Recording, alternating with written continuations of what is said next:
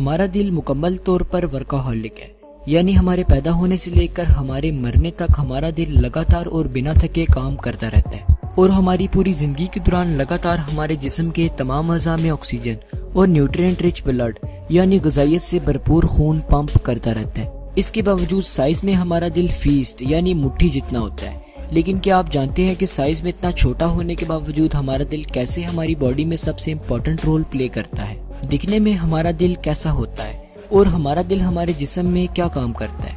Well, आज की इस वीडियो में हम ह्यूमन हार्ट के बारे में बात करेंगे और वीडियो के आखिर तक आपको इन सब सवालों के जवाब भी मिल जाएंगे। तो चलिए शुरू करते हैं। ये है हमारा दिल, जो हमारे फेफड़ों के दरमियान मौजूद होता है और बाएं फेफड़े की जानिब थोड़ा सा झुका होता है। हमारा दिल एक डबल परत वाली झिल्ली में बंद होता है जिसे पेराकार्डियम कहा जाता है, जो हमारे दिल की हिफाजत भी करती है। अब जान लेते हैं कि आखिर हमारे दिल के अंदर ऐसा क्या है कि ये हर वक्त धड़कता ही रहता है, कभी रुकता ही नहीं है। तो चलिए अब हमारे दिल को अंदर से देख लेते हैं। हमारा दिल एक वाल के जरिए से दो हिस्सों में लेफ्ट साइड और राइट साइड में तकसीम हो जाता है, जिसे हम कार्डियक सेप्टम भी कहते हैं। हमारे दिल का दायां हिस्सा डीऑक्सीजनेटेड ब्लड से भरा होता है और दिल की बाईं तरफ ऑक्सीजनेटेड ब्लड मौजूद होता है और बीच में मौजूद ये दीवार यानी कार्डियक सेप्टम ऑक्सीजनेटेड और डीऑक्सीजनेटेड ब्लड को घुल मिल जाने से रोकती है। अब हमारे दिल की ये दोनों साइड्स दो दो चैम्बर्स में डिवाइड होती हैं। अपर चैम्बर्स यानी ऊपर मौजूद चैम्बर्स को एट्रियम कहा जाता है, जबकि लोअर चैम्बर्स यानी नीचे मौजूद चैम्बर्स को वेंट्रिकल्स कहते हैं। तो टोटल कुल मिला के हमारे दिल के 4 चैम्बर्स होते हैं और यही 4 चैम्बर्स हमारे दिल के मेन पार्ट्स होते हैं। अब हमारे दिल से खून को हमारे जिस्म के बाकी हिस्सों तक लेकर जाने और लेकर आने के लिए हमारे जिस्म में नैरो ट्यूब्स फैली होती हैं, जिन्हें हम ब्लड वेसल्स कहते हैं। ये तो हम जानते ही हैं कि दिल की तरफ खून को लेकर आने वाली नसों को वेन्स कहते हैं और दिल से खून को हमारे जिस्म के बाकी हिस्सों तक लेकर जाने वाली नसों को आर्टरीज कहते हैं। अब हमारे दिल का ये पाइप, जिसे सुपीरियर वेना कैवा कहते हैं, इसके जरिए से हमारे जिस्म के ऊपरी हिस्सों यानी सर और हाथ वगैरह से खून हमारे दिल में आता है, और ये पाइप, जिसे इंफीरियर वेना कैवा कहते हैं, इसके जरिए से हमारे जिस्म के निचले हिस्से यानी पेट और पाँव वगैरह से खून हमारे दिल में आता है। अब इन दोनों पाइप से आने वाला डीऑक्सीजनेटेड ब्लड हमारे दिल के राइट एट्रियम में आ जाता है।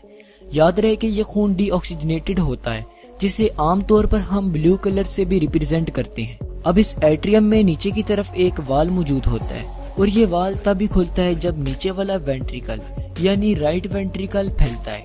अब इस तरह के हमारे दिल में 4 वाल्स होते हैं और याद रहे कि ये वाल्स खून के पसमानदा बहाव को रोकते हैं। अब जब हमारा नीचे वाला राइट वेंट्रिकल फैलता है तो ऊपर मौजूद राइट एट्रियम से खून राइट वेंट्रिकल में आ जाता है। जब ये वेंट्रिकल वापस सिकुड़ता है तब जैसे किसी थैली को दबाने से अंदर मौजूद लिक्विड बाहर निकलता है, ठीक इसी तरह राइट वेंट्रिकल से खून निकलकर पल्मोनरी आर्टरी से होता हुआ हमारे लंग्स में चला जाता है। दरअसल ये खून हमारे फेफड़ों में प्यूरिफाई होने के लिए आता है। हमारे लंग्स में जाने के बाद खून से कार्बन डाइऑक्साइड रिमूव हो जाता है और ऑक्सीजन हमारे ब्लड में ऐड हो जाता है। अब ये खून ऑक्सीजनेटेड हो जाएगा और जैसे कि हमने आपको पहले भी बताया था कि डीऑक्सीजनेटेड ब्लड को ब्लू कलर से रिप्रेजेंट करते हैं, ठीक इसी तरह ऑक्सीजनेटेड ब्लड को रेड कलर से रिप्रेजेंट करते हैं। अब ये ऑक्सीजनेटेड ब्लड दोबारा से हमारे दिल की तरफ पल्मोनरी वेन्स के जरिए से आ जाएगा और हार्ट में आते ही ये खून लेफ्ट एट्रियम में गिरता है। अब ये ऑक्सीजनेटेड ब्लड नीचे वाले वेंट्रिकल्स यानी लेफ्ट वेंट्रिकल में तब तक नहीं जाता जब तक ये फैल नहीं जाता, और यहाँ पर भी एक वाल मौजूद होता है जो वेंट्रिकल के फैलने पर ओपन होता है। जब ये वेंट्रिकल फैलता है तब ये खून लेफ्ट एट्रियम से लेफ्ट वेंट्रिकल में चला जाता है। अब नीचे वाले वेंट्रिकल से ये खून एक नली यानी एओर्टा में पहुंचता है और वहां से ये खून आर्टरीज के जरिए से हमारे पूरे जिस्म में फैल जाता है।